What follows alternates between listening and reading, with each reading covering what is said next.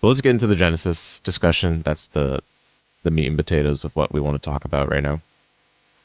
Man, yeah, this was just dropped not long ago, maybe like an hour by now, over an hour ago. Yeah, I am not very happy with this update. There are some good changes for sure, but mostly disappointment for me. I feel like this points update in particular, unlike the last one, at least the last one, I can come to terms with it after, the initial blog posts where they're like prefacing the point update and talking about kind of the upcoming things that would happen. That one was more disappointing than the actual points update. The actual points update ended up being okay for the most part. This one, on the other hand, I don't know if I can say the same. This one like has some good changes, but then the changes that aren't there and some of the changes that are even there are just such a great disappointment. The main thing I have trouble with right now, and that I'm at odds with, in accordance with how they've handled Genesis ever since the kind of initial presentation of it to the public, is they're so adamant on pointing based on card popularity, when I feel like they're like worshiping it a little too much. There's certainly a degree of card popularity that should be taken into consideration, but then at what point do you start to implement like proper reasoning and proper like thought process behind why those cards will be played and what kind of strategies those cards are facilitating for why they might be problematic? Because I do think that some of the cards that are popular are not necessarily popular because of those individual cards, but because of the concepts they represent, or because of the niches they fill for the decks that play them. And that's something I hope that they can change tune on going forward. But honestly, seeing them implement changes like this twice in succession is not very reassuring. And again, I think this points update, my feelings are much worse than the last one comparatively. But we can get into it now. So, as we all know, YCS Columbus took place recently, and yeah, RDA was the deck that won, and was among one of the most popular decks, as I mentioned here. Monarchs, Dooms, and Dark Lords were also pretty popular over there, and Radiant Typhoon, Clown Crew, Magnet Warriors, and Mimical were noteworthy picks that Duelists took to that tournament. RDA and Radiant Typhoon apparently were the most successful decks. 4 Duelists each in the top 32 and 2 in the top 8. Hey, what's up, Bravo? Thanks for the good luck and have fun. Yeah, there's gonna be afterimage later. I just wanted to get my... I wanted to, like, let the feelings wear off and have my thoughts collected somewhere on this Yu-Gi-Oh! Genesis update, because they just dropped it, like, literally an hour ago, so... But yeah, hope you're doing well. Hope the Crimson Desert and Neo were fun the past couple days. So yeah, they're clumping together cards based on these high-performing decks from the Columbus event. And first of all, we got Crimson Blade Dragon to 10, Power Vice Dragon to 6 from 5, Dark Lord Jehudi to 5, Eidos the Underworld Monarch to 5, Mimical Dungeon to 5, and Radiant Typhoon Crusea to 7. I think most of the changes are actually fine. Perhaps a bit underhanded, or not underhanded, a bit light on the points they're assigning for these respective decks based on the reasoning they gave. Especially because some of these decks are a bit problematic. Like, I still think Monarchs are completely fine with Eidos being at 5. Like, that deck is such a strong engine, and it still has an unbelievable advantage going first. And it can still go second very well as well because of the board breaking capabilities with, Monarch Stormforth and previously Spellcard Soul Exchange as well. They didn't really need that many pushes to be able to go second. And then going first, they rip your hand and set up pretty durable bodies on the board that make them hard to kill. But regardless, I mean, the engine was so underpointed previously that you could just slot in Pot of Greeds for fun, basically. So I'm glad they're kind of addressing that by pointing one of the engine cards, but this feels like pretty light still. I don't know if this is enough. I feel like Monarch's still very playable. Monarch being playable is not inherently a bad thing. In fact, I think it's a pretty solid advertisement for Genesis, because they've already mentioned that they want Genesis to be the place where, you know, old school players can get back into the game. And I feel like Monarchs are a great encouragement of that. But at the same time, this deck this deck definitely needs more hits than just Eidos.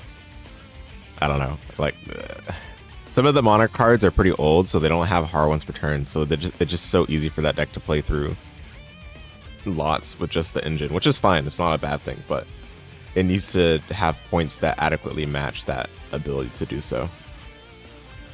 Meanwhile, Dark Lord getting points for Herald Sins, and we're gonna see later on for Exodia Sins. Like, this is just some nonsense, and obviously worth establishing that I have Dark Lord bias here. That's my favorite archetype in Yu-Gi-Oh! But this is just unbelievably tone deaf. Like, Dark Lord as a deck is fine. Like, yeah, it is kind of underpointed, but it's not underpointed because of cards like Jehudi or cards like, if anything, actually, Evening Star would have been an appropriate or reasonable card to hit. Like, just from my thinking, Jehudi's not a card that's of major concern, especially if you're already going to hit the Heralds to begin with. Like, Jehudi's fine. You see some people probably playing Jehudi in other decks just to be able to search the Forbidden quick plays, but I don't think that's really a bad thing. Like, they're playing a brick in their deck just to be able to search Forbidden quick play, whereas Dark Lords are getting access to their whole engine.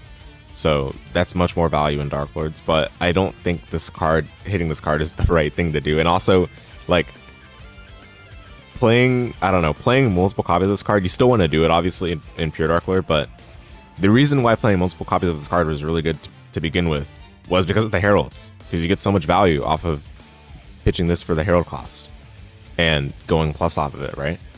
Like, if you're going to point the Heralds, it's not as incentivized to run 3 copies of this card. Maybe you'd run 2 at that point.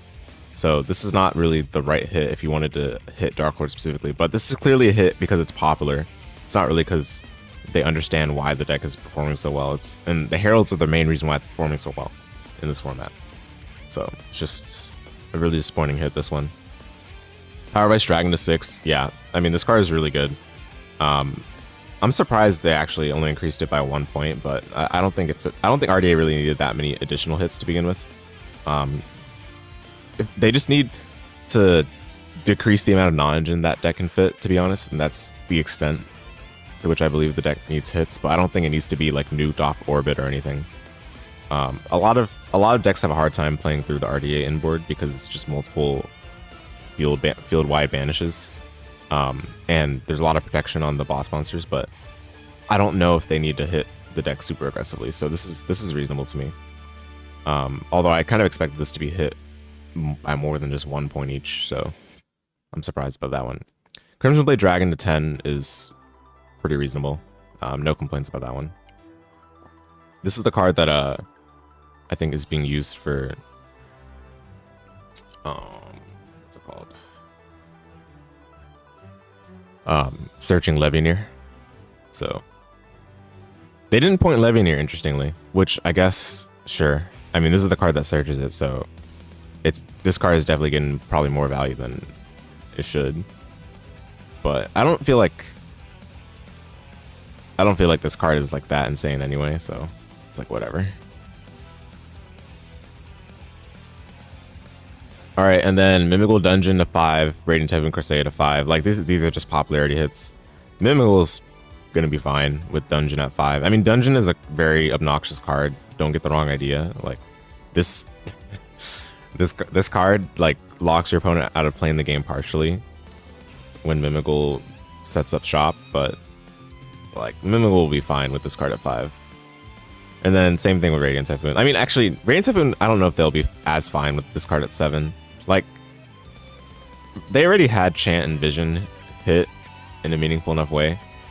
So yeah, having points on Crusade definitely hurts as well. But this deck was already kind of fading away from the meta, so I don't know why they necessarily hit this. Again, this is just why the popularity philosophy, when you do hits just based on popularity, you're gonna miss a lot of like intricacies and nuances about the format that are taking place, which is why like this kind of hit is really tone deaf. Like it's not necessary to do this. All right, and then individual card outliers. Most played card in the tournament is Illusion Gate. Surprise, surprise. I mean, it's 0 points. That's why people are playing it. A lot of people are coming out of the woodwork saying Illusion Gate's not that good. And I can understand where they're coming from, but you got to realize that it's not just about what the card does in a vacuum. It's about how much it costs. And if it costs nothing to play a card that reads the way Illusion Gate reads, like you're gonna play it. It doesn't matter. Like there's not much else better to play at 0 points. So it's no surprise that it's being played so much. And the fact that it was 0 points to begin with was complete silliness. Like that. No, you can't even call that one an oversight. You just gotta call it how it is. That is clear card pushing, new card pushing right there. No one happy with this list, for real, man. For real, Reiki. It's a travesty, dude. Like this is just, you don't even need to give reasoning. Just stop right there. Just say, yeah, most played card, and you can stop right there. Now we're gonna see the points later on for this card, but I think they actually pointed it too highly. I feel like at 5 points, people would stop playing this card. I'm not even joking about that one. This card was mainly being played because it was 0 points. Like 5 points, I think, would be like the upper bound for people to stop playing it. But 10, sure, I'll take it. I mean, makes sense to me. Dark Hole, they noted Dark Hole, Slayer, and Final Bringer, but they did not point any of these cards, which I'm fine with personally. Like I have no problems with that. Slayer, I thought they would increase the points on, because it was clear to me that this card was still performing very well at 1 point, even without the best in slot extra deck package to pair with it. But I'm also not necessarily disappointed that they did not increase it. Dark Hole and Final Bringer as well. I'm glad they didn't increase those. Those cards I think should remain at their. I mean, this is 0 right now, and Dark Hole's 1 point. I think those cards are perfectly fine, and they're solid identifier, or not identifier. They're solid. How do I say it? They're cards that allow for Genesis to, you know, distinguish itself in its identity from a format like Advanced.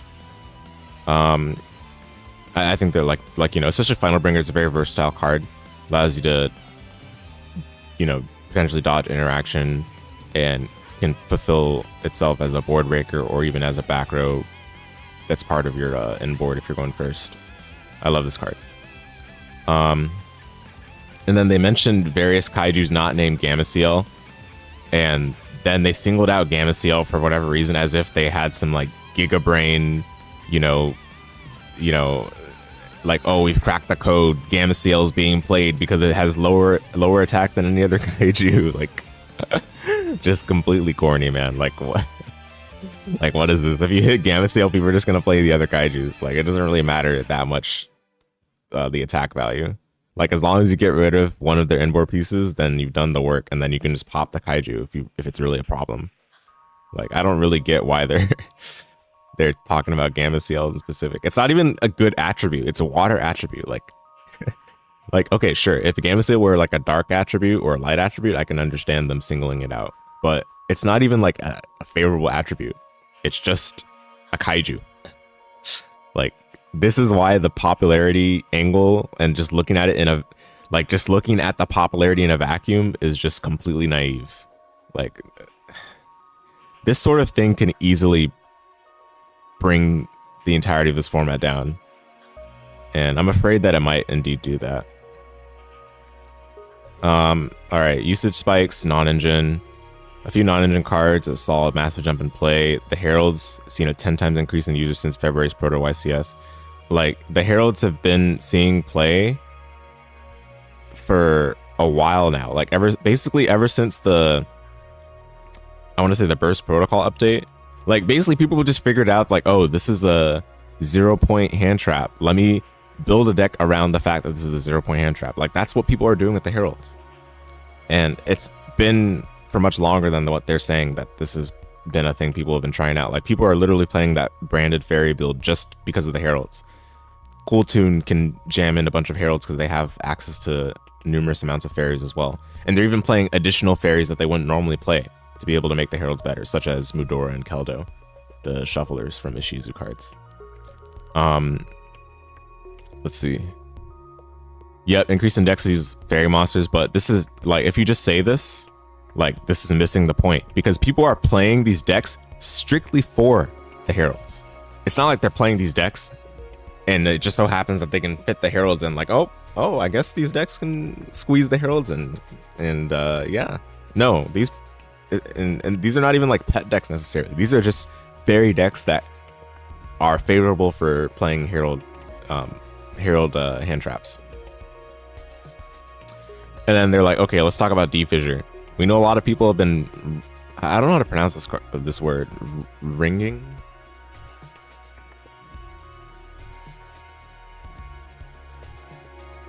I think it is ringing.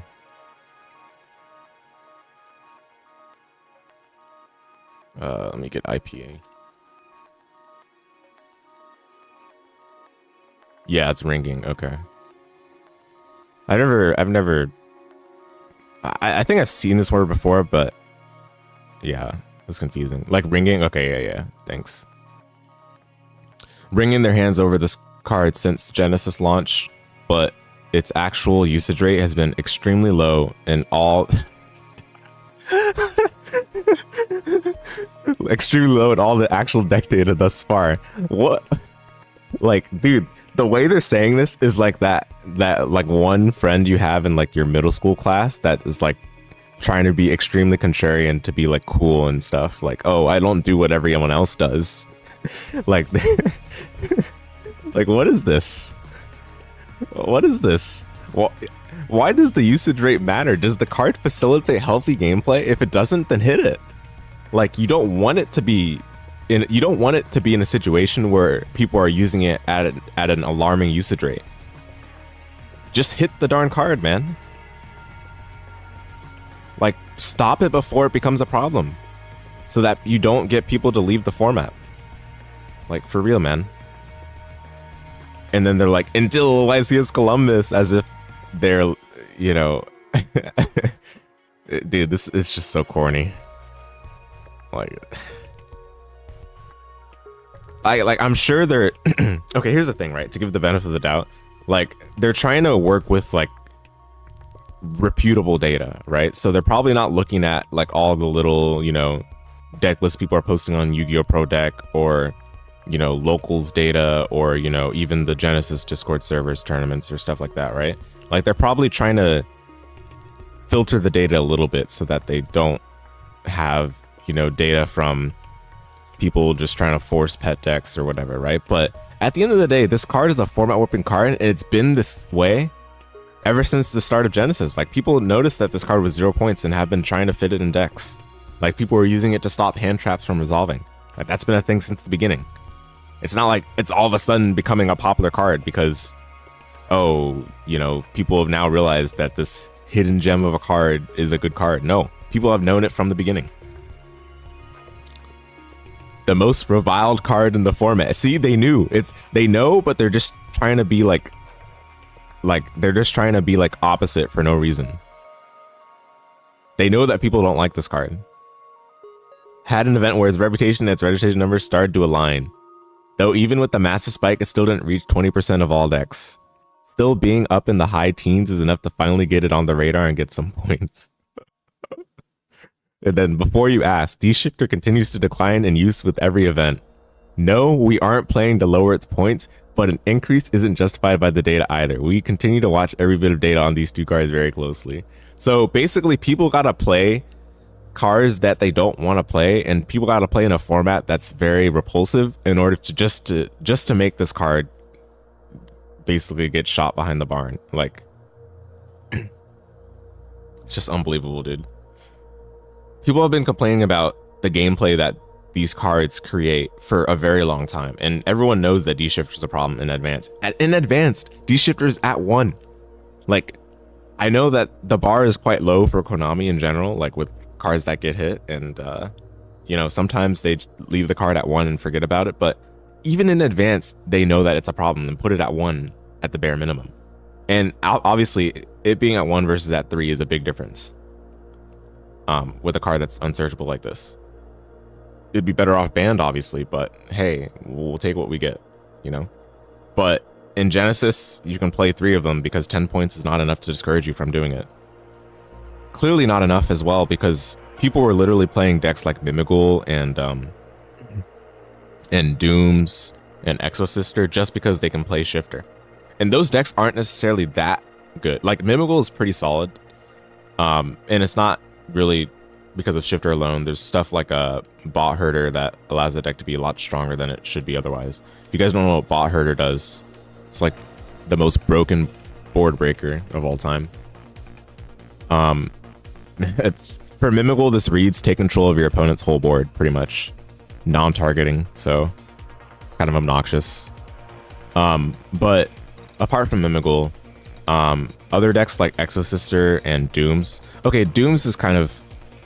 I don't want to talk about it like in this context maybe as much, because there's a little bit more to that. Like, that deck is still good on its own merits. But for Exosister, I think that deck is perfectly fine. Like, it's a well-balanced power level, but Shifter is what takes it over the top. The fact that it can play Shifter and Defissure is what takes it over the top. Obviously, the inboard it makes is still nothing to scoff at, but it also gets easily broken by 1 Ultima Slayer or 1 Kaiju, so not a big deal. But yeah, this type of stuff is just extremely frustrating. You guys are fortunate you didn't have my immediate raw reaction to this, because I was just like, okay, man. And then, yeah, Nibiru, they increased the points on it, but people are still playing it in an abundance. So, yeah, it's not surprising that they're going to increase Nibiru as well. So let's take a look. So Book of Eclipse to 4. Yeah, this makes sense. Book of Eclipse was probably the best board breaker last format, other than Illusion Gate. Well, Illusion Gate only because it was 0 points, but other than that, Book of Eclipse was probably the best board breaker. It makes sense they're increasing it back to 4. Meanwhile, Book of Moon going to 3. I like this a lot too. Book of Moon's a really cool card. I unfortunately don't have my old Book of Moon copies anymore, so I'll have to find them somewhere from like a bulk pile, but I think people will start playing this at 3 points. I mean, people were already playing it a little bit at 4 points, but at 3 points, people will for sure play it. It's a targeted... I mean, I was going to say targeted Book of Moon. That's so funny. It's because the card is so... the card is so... what's it called? Famous, I guess. The card is so famous that, you know, we call effects that flip face down Book of Moons. But anyway, yeah, targeted flip face down is very valuable. Defissure to 10, this should be like 50, to be honest. 50 minimum. Like, 100 is better, but 50 minimum. At 10, people will still play this, I'm sure. Now, it won't see as much play for, like, obviously, because if you're side decking this, like, it's not worth it. So people won't randomly put it in their side deck anymore. But people will still play it in decks that are not, or don't have their main strategy interfered by having their monsters banished. So, yeah. But to their credit, I guess I won't see widespread play anymore, but you're still going to lose to it if it occurs. And people will definitely be incentivized to try to play decks that can jam this. Gamseal to 3 is the completely baffling one. Like, again, this is again why the data-based, popularity-based pointing philosophy is just not it, man. Like, people are just gonna go to the next kaiju. No one's gonna spend 9 points on a water kaiju when they can just play the other kaijus that do the same thing. This is just completely nonsensical. And it hurts my deck as well, this Fairy Tale Charmers pile, because, well, this is not the exact build I have right now, but I want to give them the water kaiju so that I can target it with Possessed Destiny. Or, is this Resonance? It's supposed to be Possessed Destiny. Anyway, I target it with Possessed Destiny and bring out Spiritual Art Familiars. And then that way I can go into the rest of the Charmers combo and the Fairy Tale combo. But now I can't do that as easily. I mean, I can still do it. Fairy Tale has no points. Charmers have no points either. So I can still do this, but I don't know if I would be willing to spend 3 points on Gamseal. Illusion Gate to 10, this is a good hit, but maybe a bit overboard. I don't think anyone will play this at 10 points. Shared ride to 1. They didn't talk about this in here, but this is a good hit. Like, I like this. So now we can stop losing to budget Droll for going first. I don't think people will play this card at one point. Lancia to 1. I think people will still play Lancia at one point, unfortunately. This card is definitely an obnoxious floodgate. It's meant to... I can't even say what it's meant to do. I mean, all the artifact cards are just kind of goofy like this. But in terms of how it's used in Genesis, you just use this to stop pretty much all forms of banishing. And this ends up killing like a ton of decks out of nowhere. I mean, I can list them, but there's not really any reason to. Like, so many random decks just get killed by this. I think primarily people had this in the side deck for Monarchs, though. Because Monarchs, you can't really run hand traps that effectively stop them. Monarchs don't really get stopped by any single hand trap in particular. But Lancia is the one that kind of stops them. They can't get graveyard value from banishing the spell traps, which stops them from extending really far. So that's a big deal. But I don't think losing to Lancia is that profound. There's no thought process behind playing Lancia. You just play it and then you activate it. You can shotgun it basically if you wanted to, or you can chain it to the effect that banishes on res. And there's not really any strategy behind it. You just do it and your opponent can't play. But I don't think 1 point is enough to discourage people from running it, especially if Monarchs are still going to be running around in the format. And beyond Monarchs, I mean, there's so many other decks that get killed by Lancia, so... Unfortunately, while this is definitely well-informed to have hit, I don't know if it's enough. And I'm not as mad about this because I don't really think...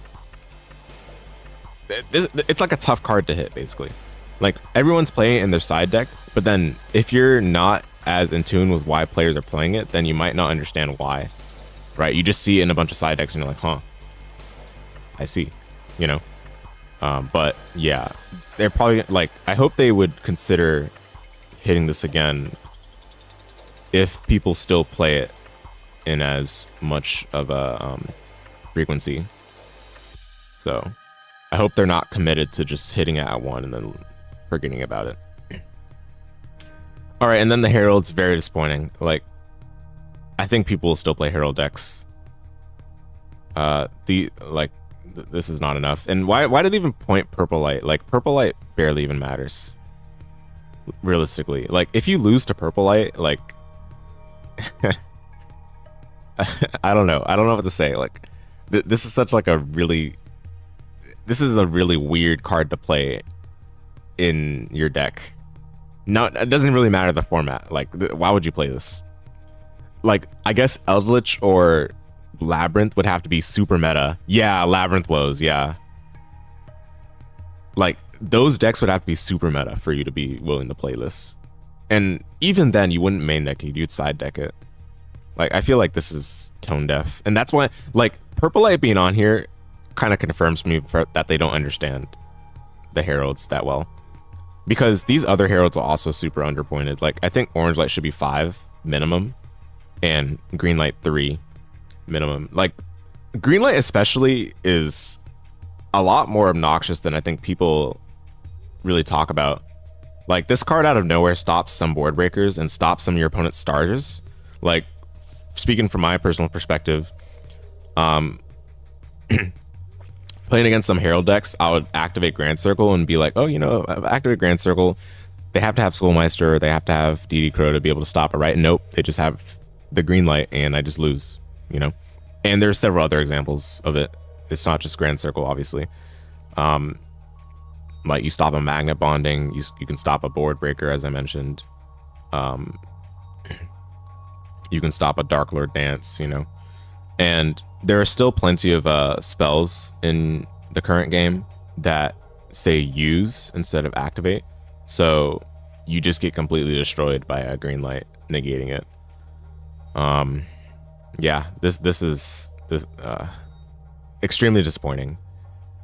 I've already kind of let out most of my frustrations, so obviously I'm not gonna like belabor it further right now, but Yeah, I think anyone that really is familiar with the format can understand that these are not pointed highly enough. Now, will they see as widespread play as they did before? Probably not. But again, I don't think this is enough to disincentivize people from specifically playing decks that can make use of heralds. Because honestly, like just think about the hand traps that exist right now in the format. Heralds do quite a bit for the supposed cost of having to play a fairy deck, and the fairy decks available are not even that bad, right? But then couple that with the fact that they're just lower points than the other hand traps. Like they're lower points than Ogre, lower points than Mourner, lower points than Bell, and obviously lower points than Veiler, Nibiru, and Ash, and it goes up from there.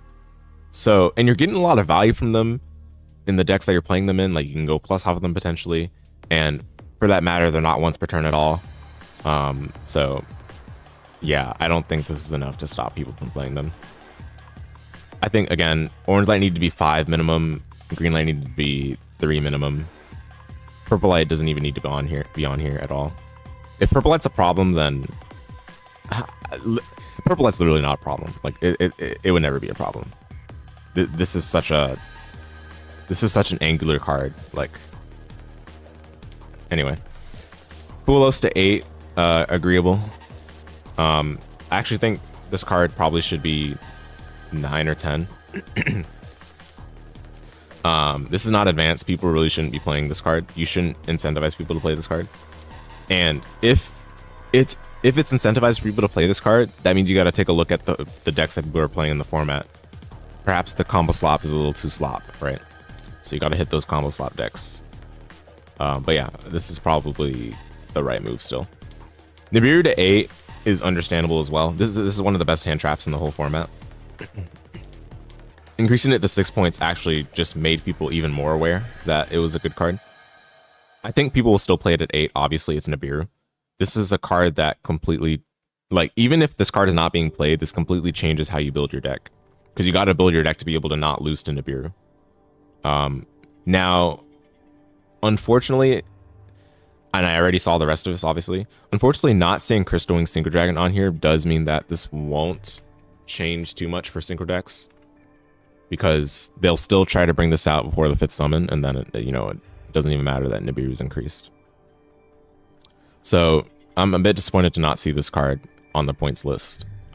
It doesn't even need to be pointed that highly. Just like 5 points or something is fine. It's a generic monster negate that inherently rips away interaction from the player going second. So, and it's 3,000 attack. It's a pretty beefy body. Obviously you can, Book of Moon it, you can Eclipse it, you can Dark Ruler. There's plenty of ways to, deal with it. But I think it still fulfills something they mentioned in some earlier blog posts talking about generic synchro boss monsters, basically stuff like Baron, cards of that kind. So anyway, talking about Blazing Dominion, Power Vice Dragon, blah, blah, blah. And they wanted to put at least one more extract monster in the 10 to 15 point range, possibly 2. They thought that Crimson Blade Dragon was appropriate for that, but I feel like this doesn't really matter that much. This card was mainly being used to search Levianeer for a hand rip, which, to be fair, that hand rip matters a ton, but RDA will be perfectly fine, which, again, I'm also okay with. Like, I think RDA doesn't need to be hit that badly to begin with. If anything, they just need to curb the deck's ability to play an obscene amount of non-engine. Good non-engine at that, given how strong that end board is. They were worried about having overcosted Clown Crew, but it seems like Clown Crew did just fine from what I could tell. MBT was MBT seemed pretty just like, disappointed with how Clown Crew performed when he took it to Columbus, but I think the deck is still like not that bad. And then they mentioned Wicked Avatar. I'm surprised they're mentioning that, by the way. Like, this is crazy. Like, I'm glad they're getting ahead of it if they feel like it's something worth mentioning. It's obviously, it's par for course at this point that some random floodgate that they didn't account for, like they had an oversight with, is being abused in this way. If they really feel like it's a problem, this should have already been 100 points just to prevent it from ever being an issue. But clearly, if it's not in the initial list, then they'll just never address it, right? Like that's what we can see with Gravity Collapse. That's what we can see with Soundproofed, Mask of Restrict, Poisonous Winds, all these terrible floodgates that they still haven't hit. So, yeah, and yeah. All right, and then Miracle Ejector, true. This card is literally circular. Have you read this card, guys? Like it's insane. Now you have to run some bricks, but I don't think hero players are unfamiliar with bricks. Like they've had to run bricks since the dawn of time. Send a Neospatian from deck to grave, special from hand. If it's normal or special, you add a spell trap that mentions E hero. If it's sent to the grave, you target a card in your opponent's graveyard, banish it. And it's also treated as an E hero card, which means you can search it off of Emergency Call, and you can summon it off of a Hero Lives. Although I don't think people normally summon this off of a Hero Lives. I think they summon Stratos still. Regardless, insane card. Like this card is like Elemental Hero's dream card to have been released recently. Now, again, the only issue is having to play some Neospatian bricks. The Neospatian cards are really bad, but Aqua Dolphin is still Aqua Dolphin. That's still a hand rip. So can't be that bad. And the gaping problem with this deck is obviously the Cosmoneos FTK, pseudo FTK. And supposedly they're addressing that, but I already saw the points they gave to it, and we'll talk about it later, but I think it's not enough. It's insufficient. To me, if you're a hero player, there's no reason not to still play Cosmoneos. But anyway, talking about Miracle Ejector, they're specifically, I guess, okay, never mind. Anyway, Cool Tune being splashed in other decks. Spellcard Soul Exchange is acting like Super Poly. Okay, sure. I mean, if that's what gets them to point it higher, then I'm perfectly fine with that. Xyz decks, efficient at spitting out F-Zeros, and Synchro decks are trending towards generic use of Chunging. Yeah, because Chunging is the problem, and not like other stuff like Crystal Wing, Synchro Dragon, and you know, like the cards that like actually lead to advantage, right? Like Chunging is fine. Like it's so easy to out. Like it just can't be destroyed by card effects, but all right, I mean it can be, but I think you just replacement effect. But like it's not that hard to out. Like the hardest thing about it to out is that you can't easily beat over it, but like it can still be banished, it can still be bounced, it can still be Book of Moon. Like you can still deal with it in all the traditional ways. And like this is hardly a problem. Like Synchro deck summoning Chunging, I would not think is something to be concerned with personally, but okay. All right, and then we see some Magnet Warriors hits. Linear Magnum plus minus to 6, Magnet Bonding to 5. This is laughably, this is like laughably soft. But if this is the bare minimum we're to expect going forward with some of these new decks, then fine. I guess we'll take what we can get. Magnet Warriors will be perfectly fine. Like they don't even need to play that many copies of Magnum plus minus. Like you can still play Duotarion and play Infernal, whatever that card is called. And then you still need 3 Magnet Bonding, unfortunately, but I don't think losing 15 points on that is a big deal. So basically, at worst, your deck now costs 21 points if you're a Magnet Warriors player. But again, I don't think that'll be a severe loss for them. Miracle Ejector to 5. This is like the least they could put this card at. Like this card is so strong. Again, hero players will be fine. This is also probably what we would have expected them to put Miracle Ejector at, so no complaints really there. Earthbound Prisoner Stone Sweeper to 5. This also makes sense to me.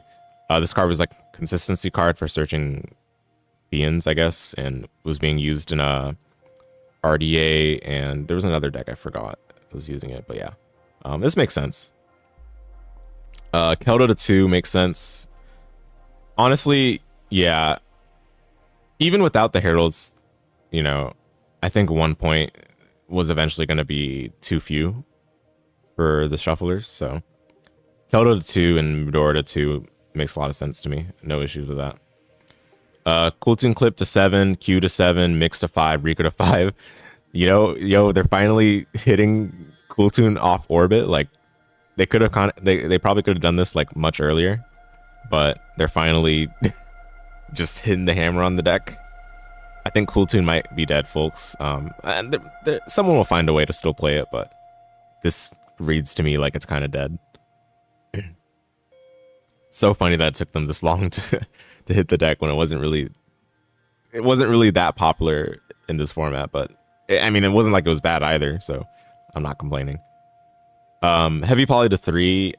I'm not sure what the context behind this is. But I don't know if I agree, to be honest. Like, going second, this card is way better than going first. Going first, this card is horrible. But going second, this card lets you get started. We gotta hit Dark Lords. Yeah, true. I guess. Yeah. No, yeah, exactly. I was using it in Dark Lords. I was actually also using it in a newer build of my Fairy Tale Charmers as well to bring out Charmers of the Grand Circle. Just to have an easier way to get into this going second and start breaking the board a little bit. But it didn't feel that good when I was using it like that. But yeah, I don't know. Heavy poly doesn't make any sense to me being hit. Kind of reminds me of the OCG hit when they hit polymerization. Not sure if I agree with this one. Spellguard Soul Exchange to 13. They're trading it like super polys, so I guess that makes sense. No complaints there. It's a Monarch hit. Sword Soul Supreme Sovereign Chungying to 10. This is some nonsense, and I already mentioned why. Like, even if people are playing this in groves, or in droves, there's no reason to hit this card. This card is not a problem. You gotta look at and evaluate what the card is facilitating. Is the card facilitating any unhealthy gameplay, or is it causing like game states that are not allowing for there to be like a meaningful exchange of back and forth between the players? In my opinion, no, not at all. There's so many other cards to look at in these synchro combo slop decks that are problems, and Chungying is not one of them. Zaylin to 12 makes a lot of sense. What other synchro 10 can people make now? Yeah, that's a good question. I don't even know. I mean, I know for level 11, Duration is still really good, but not every deck can get to 11 very easily. I guess Dispotter if you have some dragons. Chaos Angel is still pointed, I believe. Yeah, that is a great question. Master Fair requires non-tuner fairy, so that wouldn't be it. Ruddy Rose Dragon. Low-key. I mean, this card isn't bad, but I don't know if it's as good as Chungying. But honestly, it's not that bad.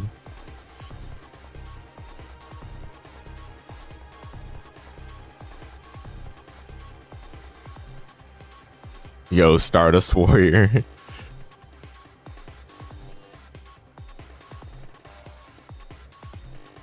Oh, yeah, they didn't hit Dirac Meteor, huh? I mean, no one's actually summoning this card anymore. People are just going into it off of goofball cards that send it to grave. I'm surprised they didn't hit it, actually.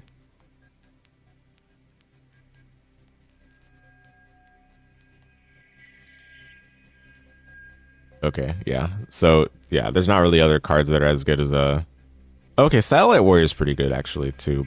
Oh, no, never mind. I'm thinking of it. Never mind. Yeah, nah. There's not really another card as good as Chungying. I guess Ruddy Rose Dragon, maybe. But it kind of hurts you, too, because it banishes cards in all graveyards. So, I don't know. Zaylin to 12 makes sense. This card was definitely outperforming its points. UDF to 25. Whatever, man. Sure. Like, I don't disagree, but, like... Then you have Utopic Futures Exalt to 5. Yeah, that's totally going to stop people from playing it.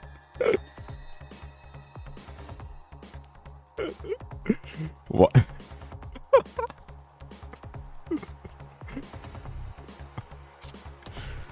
Oh my goodness.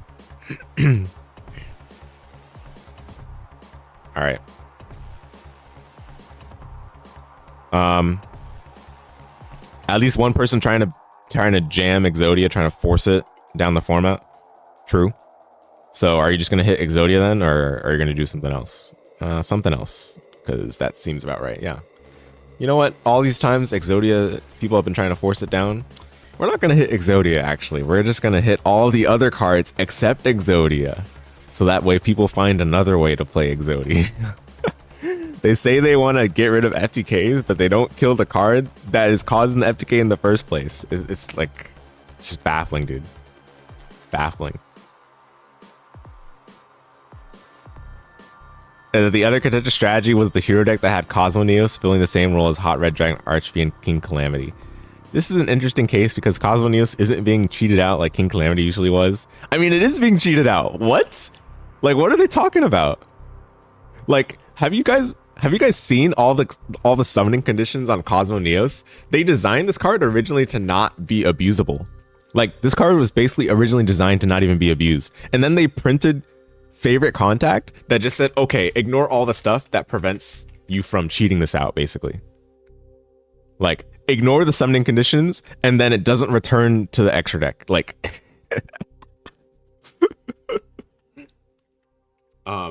let me bring back the Cosmo Neos so that you can see the summoning condition. So you see all these like monsters you need, right? Must first be special summoned by shuffling the above cards you control to the deck, and you don't use polymerization.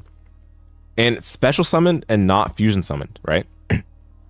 So you gotta have Elemental Hero Neos, the worst brick known to man, and then you gotta have 3 Neo Spatial monsters with different attributes. How are you gonna get those on the board like normally, right? Like, if you get those on the board, you're probably already winning. Not only are you probably already winning, your opponent was probably like falling asleep in their chair, sitting across from you. Because there's no way you're gonna get all this on the board. But then they printed favorite contact, and there's like, ignore all of that. In fact, not just ignore all of it, but you can do the contact fusion by shuffling, or no, not shuffling. I think it's placing from banishment, grave. Like they just allow you to just completely skip the steps for this card. And because it's on the trap, you can do it on your opponent's turn, and your opponent doesn't get to play.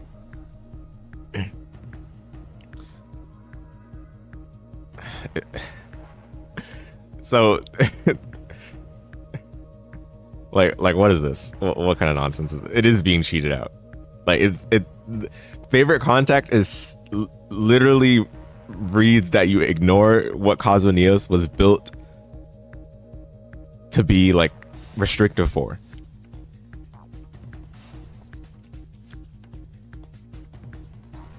And they're even admitting this. The whole point of the hero combo is to correctly get the materials in the graveyard. Okay, they say graveyard though. But correct materials, like this is like some actually kind of nonsense. Like, it's, you know, it's like technically you're summoning it correctly because you're using the Elemental Hero Neos and the 3 different Neospatial attributes, but favorite contact is ignoring the summoning conditions.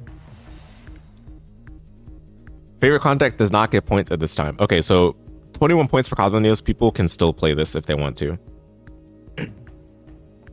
How many points is Stratos? Isn't Stratos 0 right now? Stratos is 0. How about Emergency Call? 0. How about A Hero Lives? 0. So Miracle Ejector is the only card that's important that's pointed on here. They pointed Dark Law severely because they're like, okay, this is like the hero win condition, right? But heroes are long past the days of Dark Law. They don't need Dark Law to win anymore. They have plenty of good cards nowadays. I mean, they still have Master Hero Acid and Absolute Zero. Absolute Zero is still a great card, even if it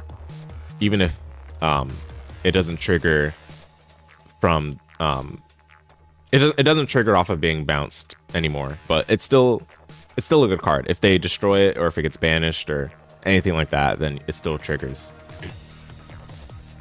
And then Acid is back row wipe. So you can use mass change for that kind of thing. But like I don't know. I'd be more than willing to spend 21 points on an FTK personally, just for a free game, you know? I feel like that's a worthy cost. A worthy price to pay.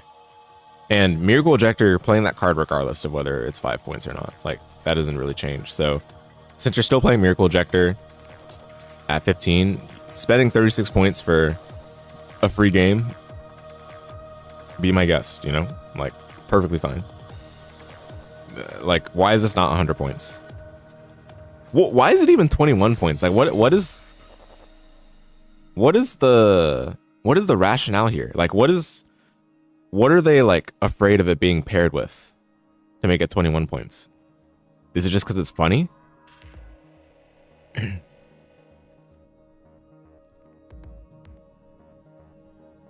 Oh, I didn't even know Plasma was 20 points. Wow. Okay, well, I'm you know what? I'll give them the benefit of the doubt. I'll just say I don't know why it's 21 points, but that's a bad look. It's a really bad look. Absolutely, like, just blatantly obvious oversight. And I don't know if it's due to pride or, you know, just being contrarian for fun, but like, they just refuse to put cards at 100 points nowadays or what? All right, Galaxy has Tack and Primal to 5. I like this hit, but not seeing Dragluxian on here is pretty disappointing because I don't even think this discourages people from playing this card in general. Like, people were splashing this card to search the Tack and Transmigration for like one of the best Omni Negates in the game. So this card would, you know, you'd summon it and then you'd search this card. And because you control Galaxy Eyes, Tack, and Primal, you can use it from your hand. Or that's not true. Because you control Galaxy Eyes, Tack, and Primal, you can use this card. And then if you control Tack and Dragon, you can use it from the hand. But the way to get to Tack and Dragon is through Dragluxian, which is a generic rank 8 material, or level 8 materials, to be able to summon it. And this card not only searches you the Tack and Transmigration, but it also gets you straight to the Galaxy Eyes, Tack, and Dragon in one card, because its other effect lets you cheat it out, basically. It's just completely goofball. I'm very surprised that they didn't point this. So pointing Tack and Primal doesn't really stop the root of the issue, which is the fact that people are searching Tack and Transmigration outside of the deck that it's meant for. This card, like, I'm not going to say this card is perfectly fine in Galaxy Eyes. Galaxy Eyes is a completely dumb deck when it goes first, uninterrupted. But it's more than reasonable for it to do it within its own deck's context, where it was designed for that, clearly, because it says if you control a Galaxy Eyes monster, rather than these new cards that were clearly not designed for it and just letting people do it generically. Like, Dragluxian is a very clearly pushed problem card for this exact case, and they not so subtly made it generic materials to summon it. So very devious things at work there. But yeah, anyway, I'm still not disappointed with this particular hit, but I'm disappointed with the lack of seeing Dragluxian on here. Yugioh to 7. Yeah, all right. So we're just gonna keep hitting Dark Lord because of dumb FDK decks. All right, I see how it is. I see how it is. Because Yugioh's the problem in that deck. Totally. Like,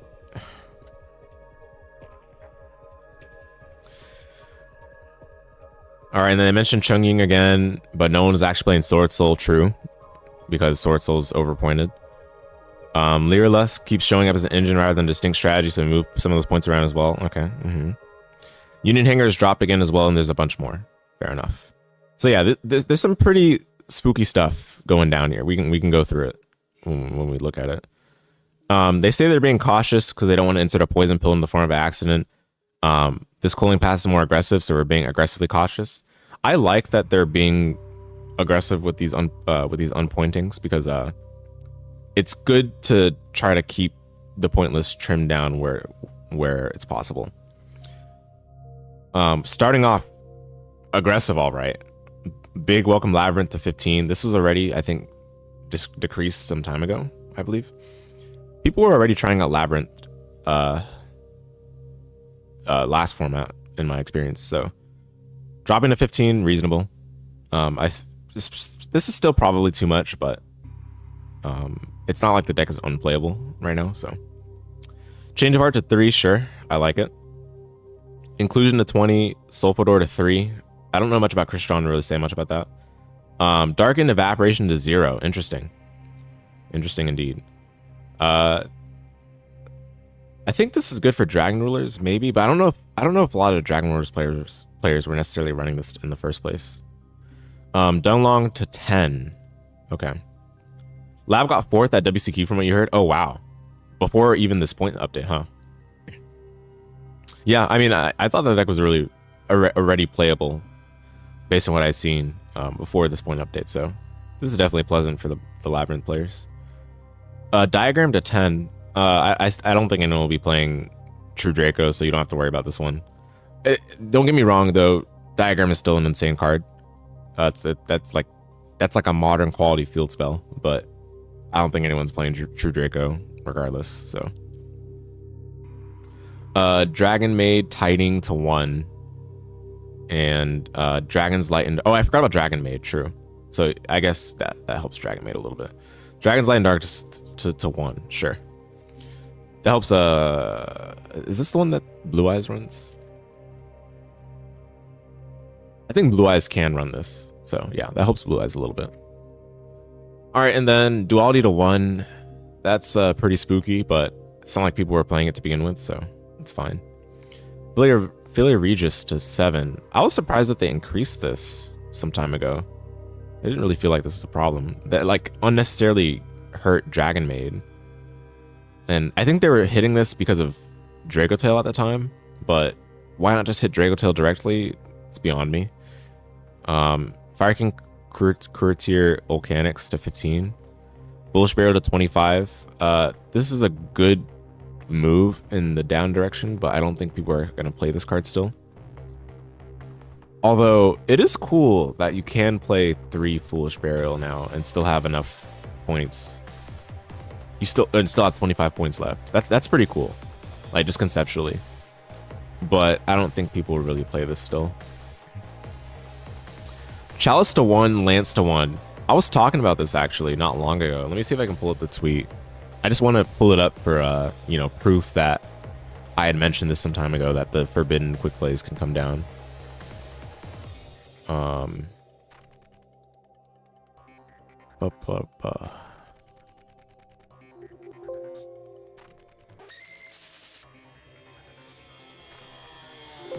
Ah, darn it. I don't know if I can find it quickly.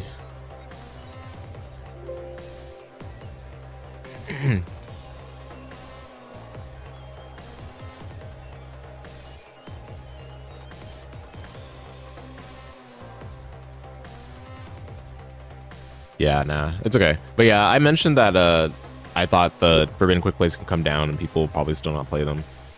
But at one point, you got my attention. I think Chalice is sideable at one point, even main deckable probably. I mean, it's not the best card still.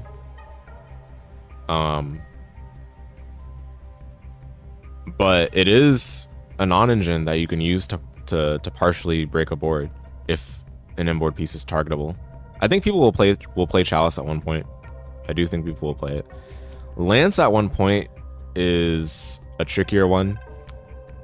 This card is usually used to dodge interaction, and especially this card can be used to dodge board breakers for the player going first. But for going second even, it can still help with that type of thing.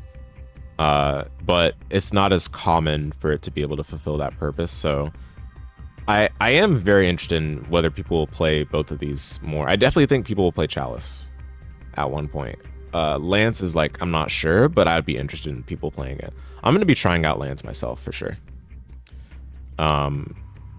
Gigantic Sprite at 7. I don't think it matters. No one's playing Sprite anyway. Global to 15, sure. Goblin Biker Big Gabonga to 12, really? Is this wise? Is this wise? Anyway, Guardian Chimera to 20, sure. No one's playing it. Infinite Imperm to 11. I don't like this, but no one's playing it anyway. And I think that won't change for it being at 11, but I also don't like the precedent that it's coming down, because that is a good hand trap.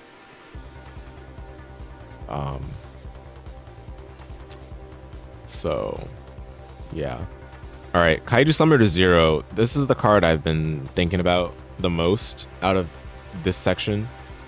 It's funny that they put points on Gamma CL, but then they put Kaiju Slumber to 0. People will definitely play this as 0, by the way.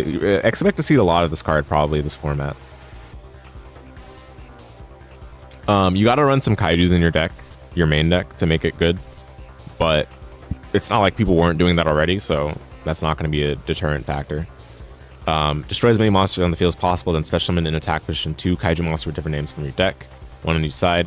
But they cannot change their battle positions and must attack if able. And then you can add a Kaiju on its other effect from deck to hand. Super good card. Super good card. Can you believe that this card was at 33 points in the early Genesis point list? It's pretty funny. And now it's at 0. I think this card will see a lot of play. I'm glad I got my Kaiju Slumbers already, so I'm going to be trying that out.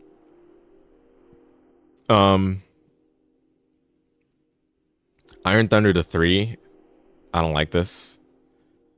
I don't like this at all. It's a do we really want to see counter traps played more? I don't think so. And speaking of counter traps, Gravity Collapse is not on here, so yikes. Popularity this, popularity that. Lyrilusk Bird Call to 5. Lyrilusk Sapphire Swallow to 3. Turquoise Warbler to 3. I'm not familiar with these enough to make a comment on them. Magician Souls to 10. They actually misspelled Magician Souls, funny enough, so I don't even know. Yeah, this is actually not how it's spelled. It's supposed to be magicians, like multiple magicians. Souls. To 10. Yeah, fair enough, I guess. 15 was definitely pretty aggressive when they did that point update some time ago. They were trying to address like cards that give too much advantage, but the decks that were using them were like who cares if this deck gets advantage? Like it's whatever. It's not like that deck was popular or good at the time anyway. Like the philosophies have changed very clearly over the time. Like the people that were involved in the early Genesis points list don't seem to be the same as the ones we have right now. Like, or I mean, maybe they are the same, but clearly the philosophy is different. And I guess they did mention that it would be different because they mentioned that it would be more based on popularity now, but it's just such a disappointment still. Sigma to 5. I mean, okay, anyway. Metamorphosis to 3. Yeah, whatever. Monster Reborn to 3. No one's playing Monster Reborn. I'm sorry. Nash Knight to 13. No comment. Nash Knight's a scary card, but I don't think 13 is gonna change anything really. Necrovalley to 25. This one I've been thinking about too. Could be scary. Could be scary. I mean, no one's gonna be like just splashing this in their deck, but you know, a Necrovalley strategy is still pretty spooky because that is a floodgate. Like, it is a strong floodgate at that. So, could be interesting, but it's not like midi decks can really abuse it, so it's probably not going to be that big of a deal. Nightmare Throne to 13, Phantom of Bell to 88. Sure. I don't know much about the context behind this to really say much, but I checked quickly and I guess there's like some new cards coming out that are that somewhat involve this or something. But again, I'm not really familiar. I just like saw some small bits of conversation that people were having around these two cards. Pot of Desires to 15. It doesn't matter. Premature Burial to 2. Yeah, I mean this is good for Dooms, but Dooms doesn't really need Premature Burial right now. Like, I mean, they can still use it, obviously. Like, they won't say no, but they don't really need it as much. And interestingly, Dooms didn't get any hits on this list, so I wonder if Dooms will become like a popular deck now. We'll see. Airlifter to 3, Preventer to 7. Okay, whatever. No one's playing those cards. Return to the different dimension to 20. Oh. Oh. Okay. Okay. Pretty spicy. Return of the Dragon Lords to 3 from 7. What? Wasn't this just like the Monster Reborn? What? Yeah, this is just like a Monster Reborn. Like, what's scary about this card? Okay, Ritual Beast, Tamer Elder to 3. I'm not familiar with this card. Smoke Signal to 20. No one's playing this still. Snatch Steel to 2. Sure. Sorcerer Emergence to 7. Chi Xiao to 10. Long Yuan to 1. I think Sword Soul is going to need a bit more to be playable, but this is definitely the right direction, I guess. Hyper Liberian to 20. Whatever. Ashuna to 0. Dude, why were 10Us even pointed in the first place? Like, there's no Link monsters. Like, okay, they haven't updated it, but yeah, why was this pointed to begin with? Union Hanger to 5. Oh, okay, I see. They weren't joking about that one. All right, Virtual World, My Hime Lulu to 0, and Welcome Labyrinth to 15. Okay, I mean, yeah, not much else to say beyond the individual comments I gave. I hope they continue to drop the points and stuff that's rotting on the list. Like, Smoke Signal could be 5, and I don't think people are... Okay, you know what? If it's 5, I think people would play it in 6 Sam. I've gotten a little bit of agenda there, but at the same time, 6 Sam is not... I don't think 6 Sam's that something you need to be that concerned with, because like, if people wanted to play 6 Sams, they would already be playing it right now with all the, like, you know, I think the Monster Negate is 10, and then it's something like that. It's like Monster Negate's 10, Xian's 5. No, they're both 10. So, okay, 20 points there. I mean, people would already be playing this deck if they wanted to, I feel like. Like, I don't think 20 points is that big of a deal. And the deck's not that good. There's no 1-card starters. It's so easy to stop the deck from doing anything when it goes second. Why is E-Call free if Smoke Signal's pointed? Yeah, exactly. Heroes is a way better deck right now than 6 Sam. Way better deck. That is a great point you make there. I guess they're just scared of 6 Sam putting negates on the board, which is fair. I mean, those negates are kind of obnoxious, but they've already pointed the negates. They pointed Xian to 10, and they pointed Legendary Lord to 10. That's fine. I have no issues with that. They don't really need to point anything else, to be honest. Okay, Great Shogun maybe as well. You can point that one. That's the one that limits your opponent to 1 spell trap return. Oh, speaking of which, oh no, wait, no, Cooltoon's hit. Oh, I was gonna say, speaking of which, Rose Whip is not pointed on here, but Cooltoon got nuked, so maybe that doesn't matter. I would hope, at least. But I'm surprised they still didn't hit Rose Whip. Can you believe it, guys? Like, you can play Rose Whip in Genesis, but not in Advanced. That's unbelievable. Okay, they don't want to do changes based on data from OTS.